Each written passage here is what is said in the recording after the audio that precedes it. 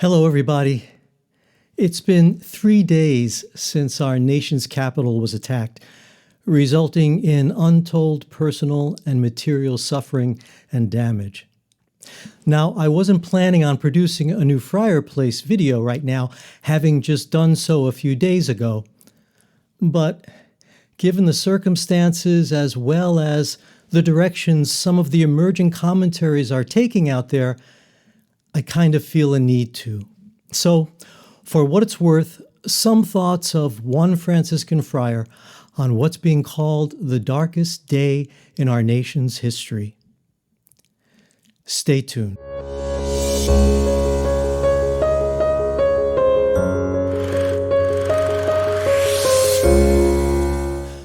First, thanks to all of you who've subscribed to my YouTube channel since my last video. I really appreciate it.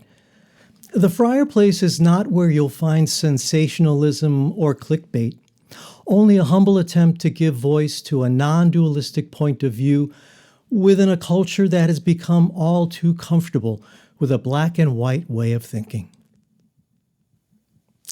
Now, I'm just one of countless people trying to make some sense out of what just happened at our nation's capital. Though I'm certainly old enough to remember to have lived through and even at times participated in other expressions of civil unrest, there's something about what took place Wednesday, January 6th that is registering differently in how I experience it. Maybe it has something to do with the fact that I'm much older now than I was, say, when I marched protesting the shootings at Kent State University decades ago. But more likely, it has a lot more to do with who I am, rather, who I have been in the process of becoming over all these years. By that I mean a deepening of my understanding of what it means to be a Franciscan friar. One of the principal reasons why I'm a Franciscan and not a Jesuit or Dominican has a lot to do with how I understand the charism or spirituality of our way of life. For example, we Franciscans hold on to a certain story, a part of our history that has helped inform us over the centuries. It has to do with how St. Francis, our founder, became a bridge builder during one of the bloodiest epochs of human history, the Crusades. His faith, his understanding of God's Word compelled him to risk his life trying to achieve conciliation between the two giant warring parties. So, while when I was a kid I had no problem vilifying and uncritically condemning others with whom I strongly disagreed, who I have become as both a friar and a U.S. citizen can no longer allow for that. To do so would be to shamefully violate who it is I profess to be, and whose example I choose to follow. That said, a lot of mistakes and fatal errors have been made, resulting in much human suffering. But to recognize that while leaving no room for forgiveness, redemption, humility, self-examination, and the intrinsic dignity of all human persons is simply to ensure that there will be more to come. And that's what I fear might happen, unless we allow for a narrative of bridge building to be part of the overall national conversation.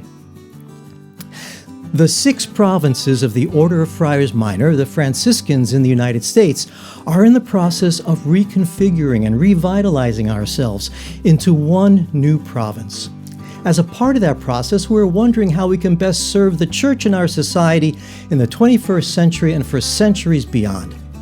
Our country and our culture have changed drastically since we first came to these shores from Europe centuries ago, and it seems the greatest need facing our country right now undoubtedly has to do with our inability to engage civilly, peacefully, and respectfully with one another. Just like I'm not a kid anymore demonizing other people, I don't understand our country's not a kid anymore, relying upon muskets and cannons or long rifles to be free.